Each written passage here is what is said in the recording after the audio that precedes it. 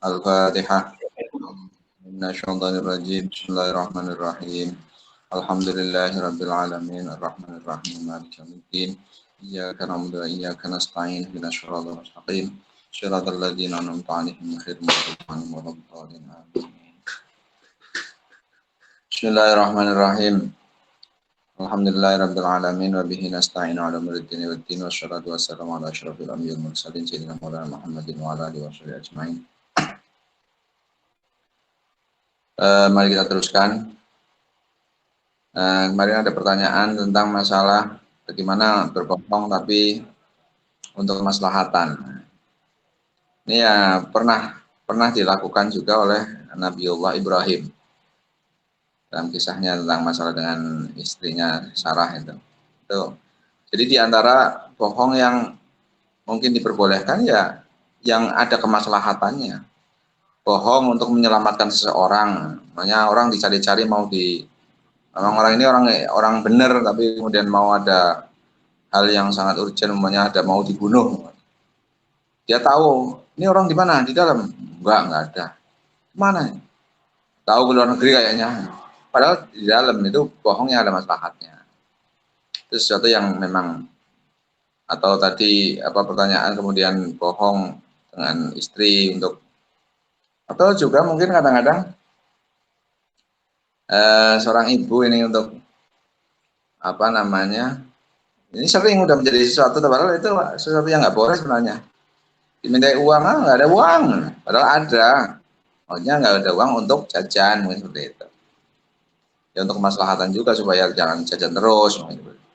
Tapi kalau yang baik untuk hal seperti itu ya jangan dibohongin.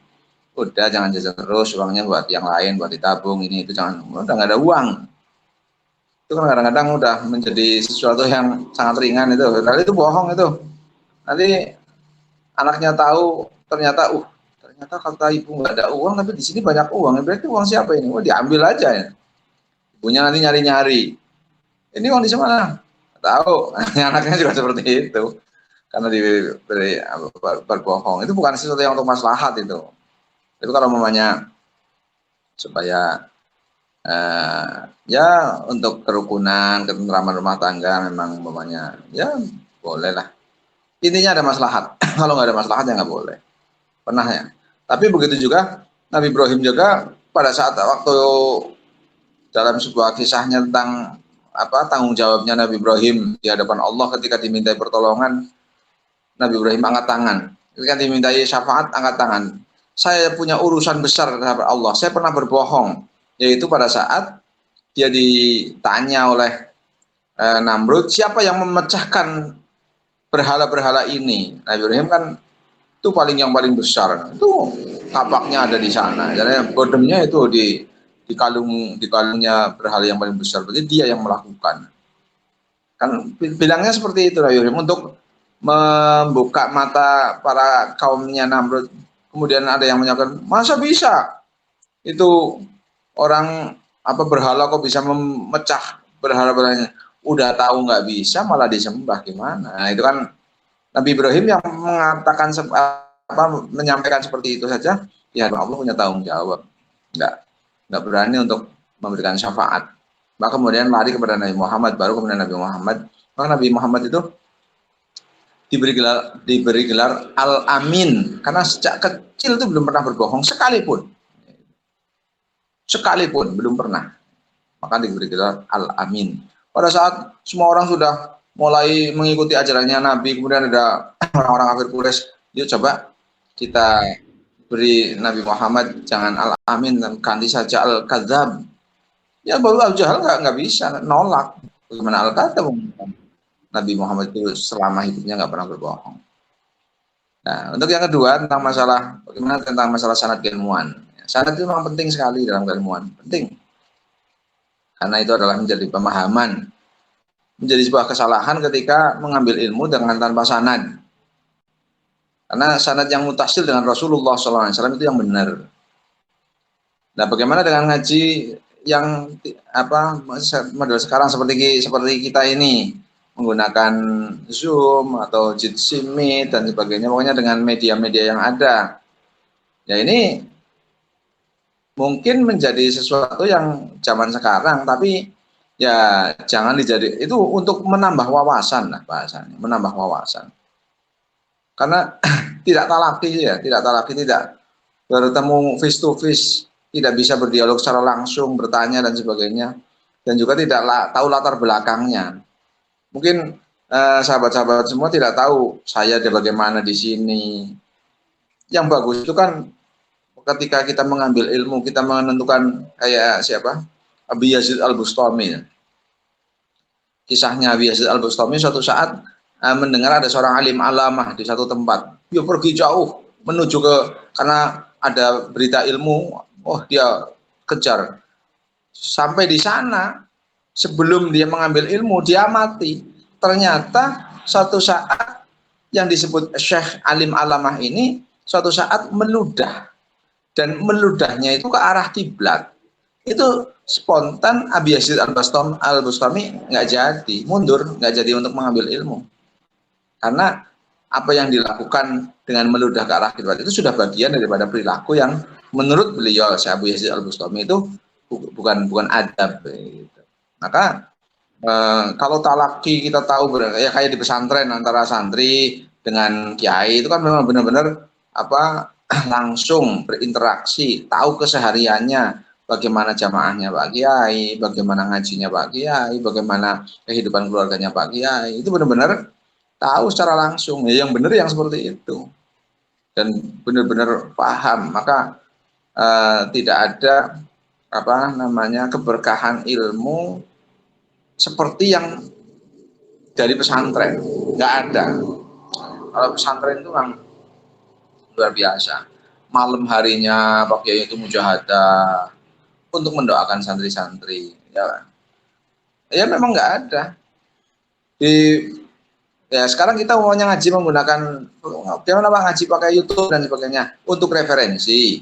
Itu pun harus tahu siapa yang lagi menyampaikan dan tahu latar belakangnya. Contoh sekarang ada beliau yang lama kayak Gus Baha, ada Ar-Razi Hashim dan sebagainya. Itu para ustadz-ustadz yang memang alim dan referensi bukunya sangat luar biasa dan memang menjemlati ahlus sunnah wal jamaah. Tapi kalau kemudian pemahaman-pemahaman yang secara parsial, yang sepotong-sepotong, apalagi kemudian memahami secara otodidak dengan baca buku tanpa diberikan sanadnya dari guru dan guru yang sampai mutasil kepada Rasulullah, itu yang berbahaya dan itu yang banyak terjadi sekarang karena dengan cara instan mengambil pemahaman itu dari media yang ada, maka kemudian munculnya ada juga yang radikalisme, kemudian menganggap pemahamannya sendiri yang paling benar, yang semuanya menjadi salah. Itu karena tidak pakai sanad. Kalau pakai sanad, insya Allah. Ya talaki. Kita talaki tapi talaki bil media. Talaki tapi belum bertemu face to face tapi dengan adanya media. Tapi sahabat-sahabat semua nggak tahu keseharian saya mungkin di sini seperti apa. Untuk Pak Salis gimana kesehariannya, orang baik apa enggak, itu kan nggak tahu. Kita kata interaksinya ya hanya ketika bertemu di media ini. Beda kalau di pesantren yang benar-benar ikut lihat tiap hari. Wah ternyata kalau malam bangun, wah tahajud ternyata, wah mendoakan para santrinya dan seterusnya. Mungkin seperti itu. Mudah-mudahan bisa menjadi satu pemahaman. Intinya sanad itu penting, penting sekali dan bukan penting, memang pokok. Kalau tidak bersanad bahaya. Karena nanti ada ketika ilmu yang tidak digurukan, maka gurunya adalah setan. Dalam mukadimahnya Syarah Muslim juga terangannya banyak itu tentang masalah sanad. Maka Imam Bukhari, Imam Muslim, pokoknya ashabu sunan itu Tirmidzi dan sebagainya itu benar-benar detail ketika menerangkan sebuah hadis. Kemudian ini yang sahih dan sebagainya, karena memang pentingnya sanad seperti itu. Tapi untuk sanad keilmuan Ahlussunnah wal Jamaah Nahwiyah, Nahdlatul Ulama, saya ngaji Quran kepada Ki Junaid, ngaji kitab kepada Ki Junaid kepada Ki Maksum, Lasem. Kalau saya kepada Ki Asfar di Tulungagung pada Al-Falak Ploso, nanti ke Batu Ireng, nanti ketemu di Mekahnya sama, nanti kemudian kepada Syekh, ada Syekh Khotib, kemudian Syekh Khotib sama, dan seterusnya. Guru Torikoh juga sama, yang semuanya mutasil dengan Rasulullah Shallallahu Alaihi Wasallam. Kita teruskan lagi untuk pembahasan. Ada 8 hal yang memang untuk dijaga anggota badan kita, khususnya lisan. Pertama kemarin diterangkan jaga dari kebohongan. Yang kedua, asani utawi kang kaping pindho. Yang kedua iku al khalfu nulayani fil wa'di dalam janji. Mengingkari janji. Fa iyyaka mongko ngrekso sira ing awak sira. Jaga diri kita. Anta idda saking itu janji sira bisain lawan ciwi-ciwi. Jaga diri kita dari janji sesuatu wala tafi lan ora nohoni sapa sira bihi kelawan syai. Kita janji sesuatu tapi kemudian tidak dipenuhi janjinya. Wah, jaga benar karena mengingkari janji itu bagian daripada penjagaan lisan kita. Kadang-kadang kayak janjinya tukang jahit atau janjinya orang yang mau nagih mau bayar utang nih, kadang-kadang tukang jahit karena belum jadi ya, nanti ya Rabu ya, waduh besok masih ditunggu lagi. Ini kadang sampai terjadi seperti itu. Atau ketika orang bayar utang, belum ada, kapan ini? Minggu depan, insya Allah saya usahakan. Minggu depan ternyata belum rezeki juga ini, lagi susah. Nah terus kapan? Minggu depan lagi dah. Minggu depan lagi sama seperti itu juga. Ini janji-janji yang seperti ini kan kadang-kadang sudah berjanji tapi tidak ditepati. Baliam bagi balik seyogyo apa ayakuna yento ono apa ihsanuka kebagusan iro, seharusnya kebaikan kita ya, ilan nasi maring menungso aneku fi'lan penggawean bila kaulin lawan tanpa ucapan. Yang bagus itu kebaikan kita pada seseorang itu bentuknya adalah pekerjaan, bukan ucapan. Ucapan baik, ya baik, ucapan baik itu baik. Tapi yang lebih baik lagi itu adalah perbuatan yang baik. Gitu. Perbuatan yang baik. Jadi ihsannya kita kepada manusia itu dengan bentuk perbuatan yang baik. Disertai juga dengan ucapan yang baik. Wa in tarta mongko lamun kepeksa sira ilal wa'di maring janji. Kalau kita terpaksa memang harus berjanji. Fa iyyaka mongko ngrekso sira. Fa iyyaka mongko ngrekso sira maka jagalah diri kita antakhlifa ing yen to nulayani sira. Illa li'ajin aing krono apes au daruratin atau darurah. Maka jaga jangan sampai kita menulayani janji kecuali memang benar-benar tidak bisa atau darurat. Fa inna dzalika karena saat temene mengkono khilaful wa'di, saat temene mengkono mengingkari janji iku min amaratin nifaqi, setengah saking pira-pira tengere munafik. Itu bagian daripada tanda kemunafikan. Wa khaba'ithil akhlaqi lan jembere pira-pira pekerti, dan termasuk bagian daripada perilaku yang jelek kalau janji tidak ditepati. Qala ngendika sapa Nabi Kanjeng Muhammad sallallahu alaihi wasallam, salah sunutawi perkara telu iku man utawi sapane wong iku kunna ana sapa man iku kunna ana apa salatun ana iku fihi dalem man. Bahwa mengetahui iman itu munafikun wong munafik. Ada 3 hal, di mana kalau 3 hal itu ada pada seseorang, maka orang tersebut menjadi munafik. Ciri-ciri orang munafik. Dalam keterangan hadis lain, ayatul munafiki salatun. Kalau ini redaksi hadisnya, salasun man kunna fihi fahuwa munafikun. Wa in shoma senajan to puasa sapa man, wa shalla lan salat sapa man. Walaupun orang tersebut puasa, ya puasa. Walaupun orang tersebut salat, iya salat. Tapi ada perilaku 3 yang dilakukannya dalam orang tersebut, ada 3 hal, maka itu menjadi tanda bahwa orang tersebut itu orang munafik. Apa saja? Man wong. Satu. Idza hadatsa nalikane omong-omongan sapa man. Itu orang yang ketika berbicara kadzaba mongko gorok sapa man. Ya ketika ngomong bohong. Ngomong bohong. Itu bagian daripada munafik. Wa idza wa'ada lan nalikane janji sapa man akhlafa mongko nulayani sapa man. Ketika janji ya suloyo itu tidak sesuai, tidak ditepati. Ingkar. Wa idza tumina lan nalikane den percaya sapa man khana mongko khianat sapa man. Dan ketika dipercaya khianat itu bagian daripada tanda-tanda orang munafik. Jadi tanda orang munafik itu menurut hadis ini adalah orang yang apabila berbicara bohong, apabila berjanji ingkar, apabila dia dipercaya khianat.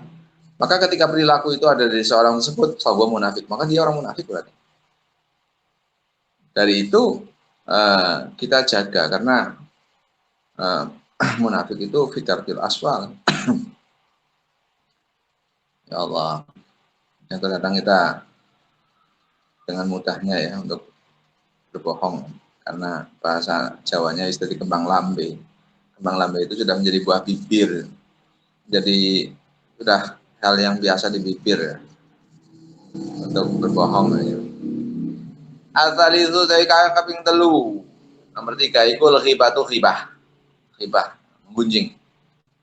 Fakfat mengungrekso siro lisana kaing lisan siro anha saking ghibah.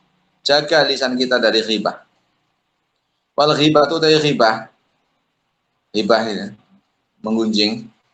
Iku asyaddu lebih banget, lebih berat min salasina tinimbang saking 30 apane zaniatan zinane.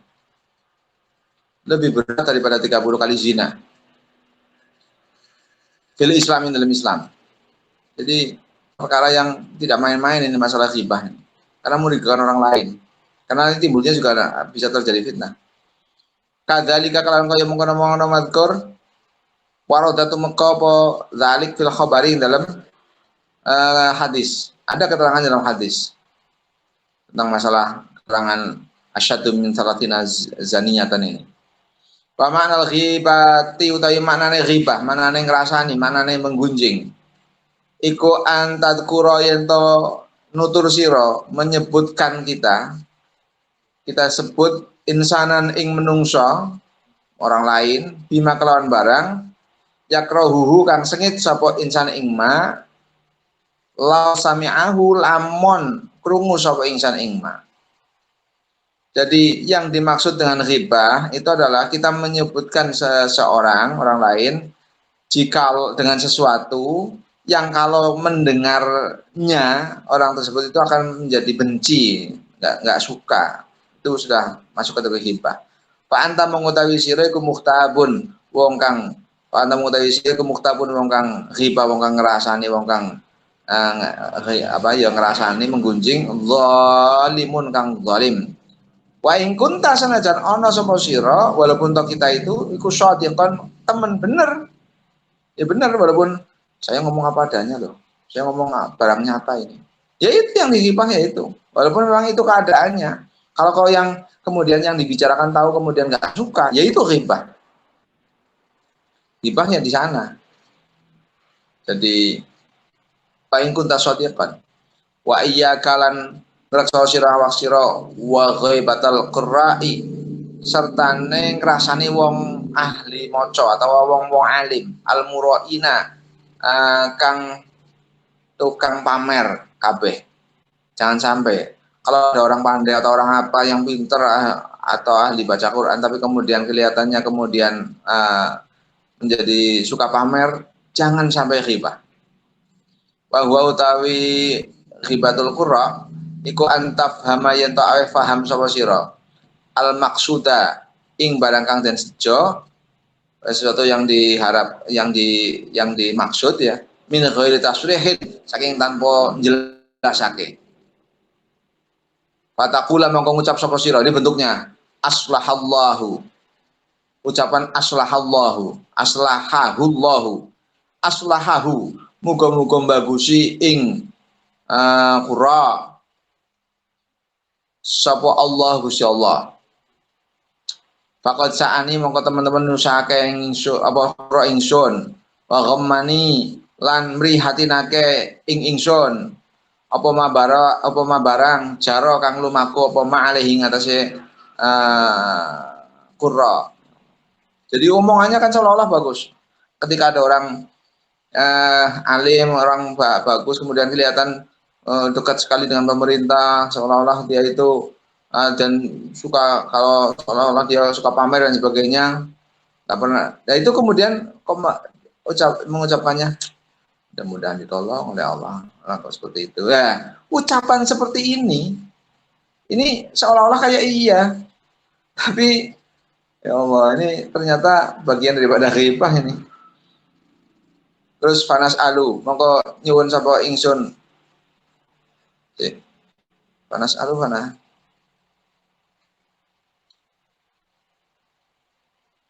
Panas alu. Mongko nyuwun sapa ingsun Allah insyaallah taala. Ayyuslihana ing yento bagusi Allah ing kita wa iyahulan ing qurra. Allah, mudah-mudahan kita dibenarkan oleh Allah. Ketika melihat orang alim, orang yang ahli agama atau orang ahli Al-Qur'an kemudian kelihatan senang pamer atau mungkin melakukan hal-hal yang berlaku dari sesuatu yang mungkin tidak sesuai, contohnya mungkin dekat sekali dengan pemerintah dan sebagainya, tapi yang pemerintah yang lacut, pemerintah yang mungkin tidak sesuai, ini contohnya seperti itu kemudian menyampaikan mudah-mudahan dibenahi, mudah-mudahan dibagusi oleh Allah, mudah-mudahan dia ditolong oleh Allah dan sebagainya. Ini ungkapannya sekaya iya mendoakan seolah-olah, tapi kemudian ada hal lain ternyata di situ. Fa inna hadza mengkotai mengkono qaul ucapan itu ikut jamun ngumpulake baina khabitha ini antarane barang jember loro. Justru ucapan itu mengumpulkan dua hal yang jelek. Dua hal jelek. Ahaduhuma utawi salah sijine khabithain iku ghibah. Yang pertama ghibah. Dia enggak pernah tabayun, enggak pernah meminta penjelasan dia ke sana apa atau tujuannya apa, tapi tiba-tiba langsung memvonis, wah mudah-mudahan ditolong oleh Allah. Orang kok pinter kok kayak gitu ya. Kasihan. Sampai seperti itu. Itu yang pertama, dia sudah ghibah. Idza hasala nalikane hasil bihi kelawan qura apa at-tafahumu aweh paham. Wal akharu utawi kang meneh maunya barang jember sesuatu yang jelek yang lain, yang kedua ikut tazkiyatun nafsi, bersihake awak, wasana ilan ngalem alih ngatasé nafsi, bitaharuji kelawan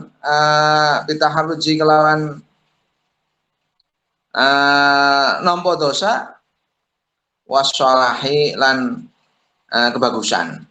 Jadi yang kedua, ini seolah membersihkan diri, seolah-olah dia itu orang yang sudah suci, atau ya ngomong seperti ini, Allah mudah-mudahan ditolong ini kok kasihan ya, pinter tapi kok gitu ya, mudah-mudahan ditolong lah. Ungkapan seperti itu kalau tidak benar-benar tulus itu bisa menjadi bahaya, bisa menjadi munculnya ghibah yang pertama, yang kedua munculnya adalah tazkiyatun nafsi, menilai diri sendiri itu ternyata seolah-olah menjadi orang yang sudah suci, orang yang sudah benar dan sebagainya. Walakin ingkana, tetapi nelamun to ono apa maksud sira min qaulika saking ucapan sira aslahahullah. Tapi kalau maksud dari ucapan aslahullah taala ana ketika maksud kita melakin ingkana lamun tetapi lamun ta ana bermaksud ka maksud sira min qaulika aslahullah ad-du'a ing doa fad'u mongko ndonga sira Kalau memang itu maksudnya doa, maka doakanlah lahu maring al-qurra fisri ing dalam tingkah lirik. Ya, pelan-pelan saja, nggak usah terus mudah-mudahan ditolong itu dan sebagainya. Ada lagi tempat ceramah, tunjuk nama lagi. Wah, seolah-olah dia udah paling suci. Ya ini karena kadang-kadang tadi pemahaman yang parsial aja menganggap dirinya paling benar. Orang lain semua salah.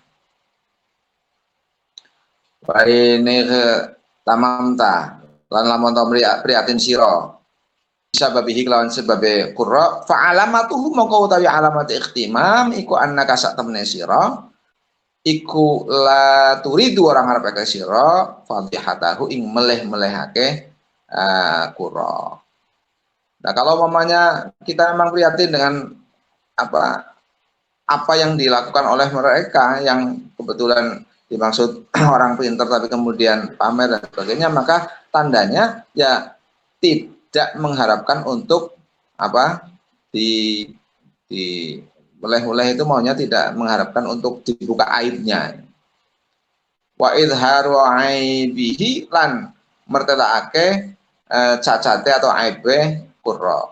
Wa fi idharika lan iku ing dalam oleh ngelahirake sira menampakkannya kita al-ghamma ing priatin bi aibihi kelawan aibe qurra idharu ta'yibihi utawi ndahirake aibe qurra. Ya, ketika kita itu menampakkan rasa prihatin dengan adanya hal yang tidak sesuai pada orang tersebut, maka itu sebenarnya sudah ada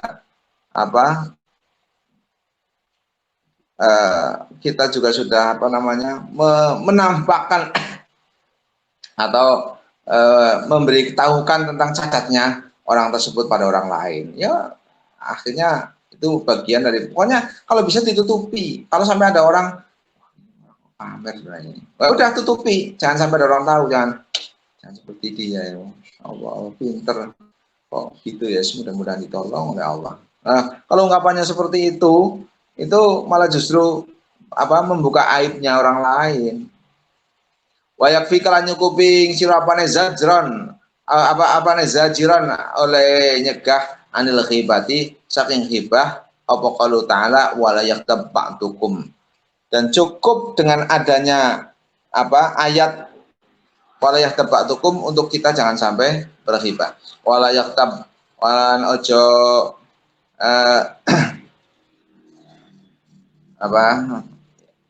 ghibah aja gunjing sapa ba'dukum salah siji ro kabeh ba'don ing sebagian kang muneh ayuhibbu ahadukum ayuhibbu apa ta demen sapa ahadukum salah siji ro kabeh ayyakula ing yen mangan atau yen mangan sapa ahadukum lahma akhihi ing daginge dulure ahadukum maitan halimati fakarih tumuhu monggo sengit sapa sira kabeh ing aklu maita.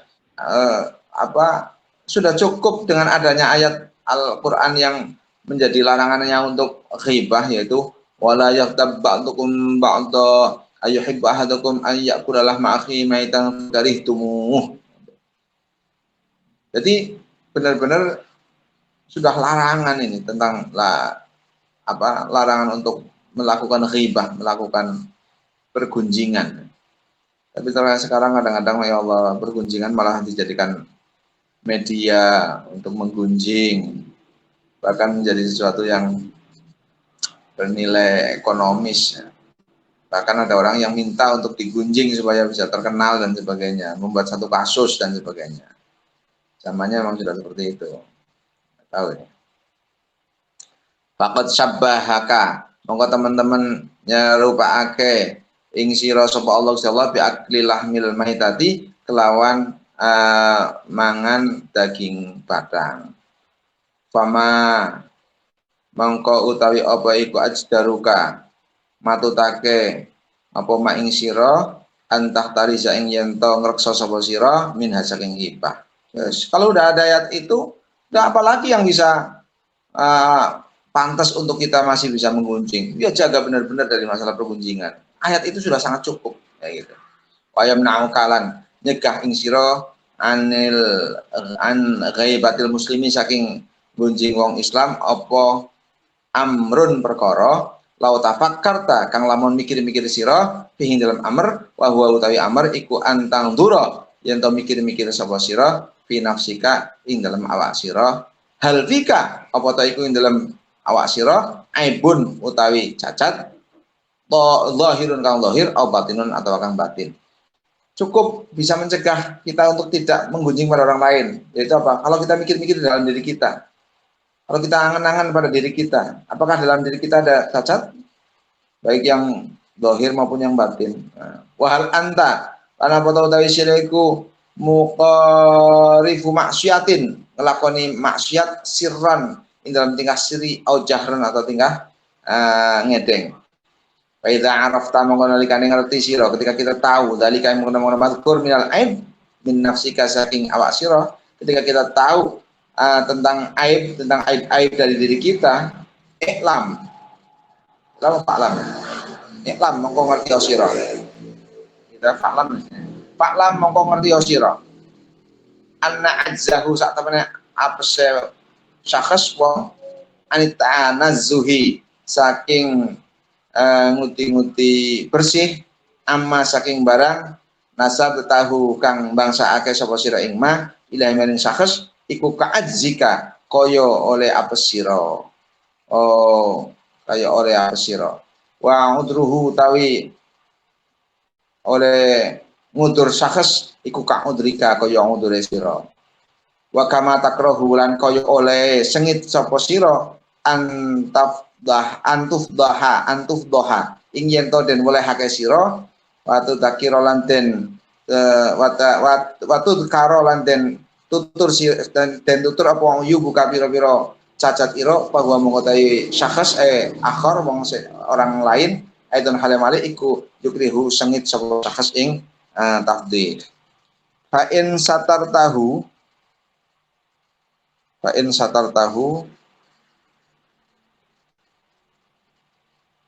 Allah a'lam bishawab. Al-Fatihah. A'udzubillahi minasyaitonir rajim. Bismillahirrahmanirrahim. Alhamdulillahirabbil alamin arrahmanir rahim maliki yaumiddin. Iyyaka na'budu wa iyyaka nasta'in. Shiratal mustaqim. Shiratal ladzina an'amta 'alaihim ghairil maghdubi 'alaihim. Ya, kita sampai wa insatar tahu ini agak panjang pembahasan tentang masalah ghibah. Karena memang ghibah itu sesuatu yang ya Allah luar biasa ini. Termasuk dalam Al-Quran itu diperumpamakan oleh Allah bahwa ghibah menggunjing itu sama dengan memakan daging saudaranya atau makan bangkai daging saudaranya. Intinya sesuatu yang sangat jelek. Ayuhibbu ahadukum ayyakulalah ma'akhihi maitan fakarihtumu. Jelas nggak mau. Untuk memakan daging bangkai saudaranya nggak mau, tapi untuk menggunjing kadang-kadang bisa berlama-lama. Bahkan semakin lama semakin asyik katanya seperti itu. Makanya termasuk beberapa tempat, termasuk tempat saya itu saya mendirikan sekolah TK untuk anak-anak kecil ini. Ini peraturannya tidak boleh ditungguin, tidak boleh ditungguin oleh ibunya. Jadi begitu taruh harus ditinggal, wajib tinggal. Pokoknya mau nangis mau apa nggak boleh ditungguin. Itu peraturan. Kenapa kok nggak boleh ditungguin? Karena ketika orang itu berkumpul lama itu potensi ghibah sangat besar. Memang potensi. Mudah-mudahan kita semua terhindar dari itu. Mungkin seperti itu ya. Cukup. Kita tutup bersama-sama. Bismillahirrahmanirrahim. Allahumma shalli ala sayyidina Muhammadin al-Fatihah lima ukhliqa wal khatimi lima sabaqa nasirul haqqi bil haqqi wal hadi ila siratikal mustaqim wa ala alihi wa qadrihi wa miqdaril azim. Subhana rabbika rabbil izzati amma yasifun wa salamun alal mursalin. Assalamualaikum warahmatullahi wabarakatuh. Waalaikumsalam warahmatullahi wabarakatuh.